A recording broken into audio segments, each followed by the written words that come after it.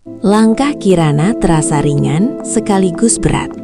Setiap langkah seperti memotong kenangan. Di dalam mobil, ia tidak menangis. Ia hanya menatap rumah itu untuk terakhir kalinya. Rumah yang memberinya status, tapi hampir merenggut jiwanya. Di bandara, suasana ramai. Orang-orang berlalu lalang dengan tujuan masing-masing. Kirana berdiri sendiri. Dan anehnya, ia tidak merasa sendirian. Ponselnya bergetar. Satu pesan masuk. Dari suaminya. Aku akan datang menjemputmu, tapi bukan untuk memaksamu pulang. Untuk memintamu memilihku, kalau aku sudah pantas. Air mata Kirana akhirnya jatuh. Bukan karena sakit, tapi karena untuk pertama kalinya ia melihat kemungkinan. Pengumuman boarding terdengar. Final call. Ia menatap layar ponselnya, lalu mengetik balasan singkat. Buktikan. Pesawat itu lepas landas saat matahari mulai turun. Dan di bawah langit yang sama, seorang pria berdiri di halaman rumahnya. Menyadari bahwa cinta tidak cukup hanya dimiliki. Cinta harus diperjuangkan. Dan kali ini bukan Kirana yang akan menunggu. Pagi itu terasa berbeda. Bukan karena matahari lebih cerah, bukan juga karena rumah itu berubah, tapi karena untuk pertama kalinya Kirana tidak lagi menunggu. Ia berdiri di dapur, menuang kopi untuk dirinya sendiri, bukan untuk suaminya, bukan untuk menjaga kesan sebagai istri yang baik, untuk dirinya. Langkah kaki terdengar dari tangga. Lucayan turun dengan wajah serius seperti biasa, jas rapi, wajah dingin. Namun ada sesuatu di matanya pagi itu, lelah atau mungkin gelisah. "Kamu gak buat sarapan?" tanyanya singkat. Kirana menoleh pelan. "Pembantu sudah siapkan." Nada suaranya datar, tidak lembut, tidak peduli. Chayan mengernyit. Biasanya Kirana akan berdiri, menyodorkan kopi, atau sekedar bertanya apakah ia tidur nyenyak. Tapi pagi ini tidak ada itu semua. Ada jarak. Dan jarak itu terasa nyata. "Kamu marah?" tanya Chayan tiba-tiba. Kirana tersenyum tipis. "Marah? Ia sudah melewati fase itu." "Enggak," jawabnya tenang. "Aku cuma capek." Jawaban sederhana, tapi entah kenapa terasa seperti tamparan. Chayan terdiam. Capek. Selama ini ia pikir Kirana kuat. Ia pikir perempuan itu akan terus bertahan, apapun yang terjadi.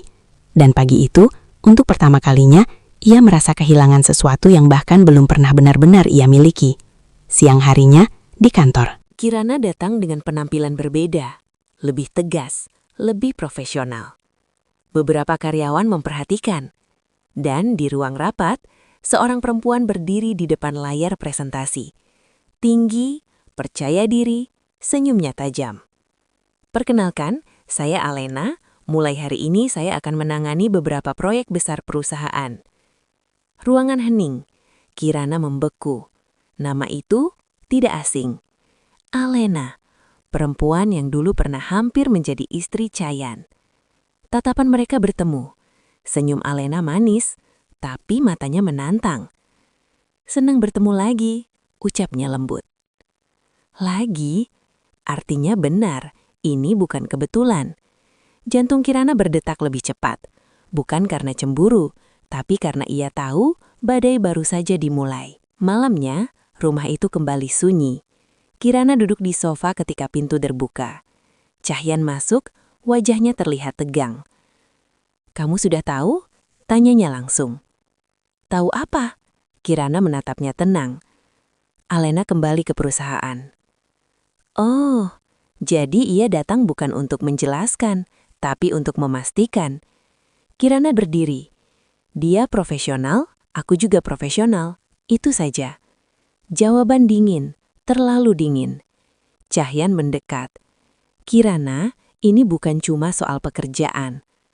"Lalu soal apa?" Suara Kirana mulai bergetar, tapi ia menahannya.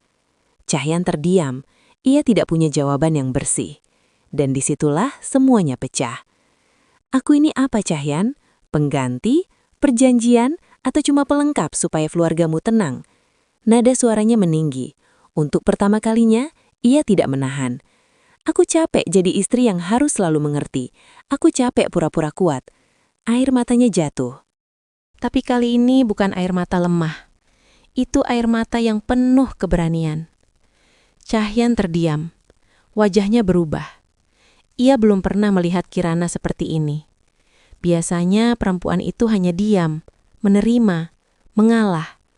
Tapi malam ini berbeda. Kirana, suaranya melembut. Namun Kirana mundur.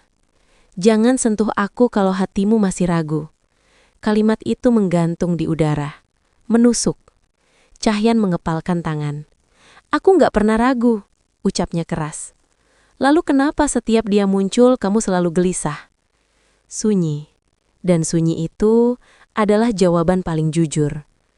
Napas Kirana terasa berat. Kalau memang masih ada yang belum selesai di antara kalian, selesaikan, katanya lirih. Tapi jangan jadikan aku tempat singgah. Dan untuk pertama kalinya, Kirana berjalan pergi lebih dulu, meninggalkan Cahyan sendirian di ruang tamu yang terasa jauh lebih kosong dari biasanya. Di luar rumah, mobil hitam terparkir.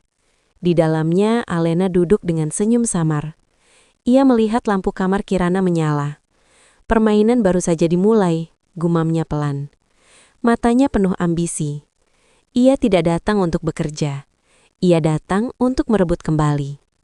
Di dalam kamar, Kirana duduk di tepi ranjang. Tangannya gemetar.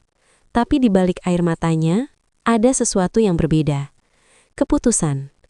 Jika selama ini ia bertahan demi janji, mungkin sudah waktunya ia bertahan demi dirinya sendiri.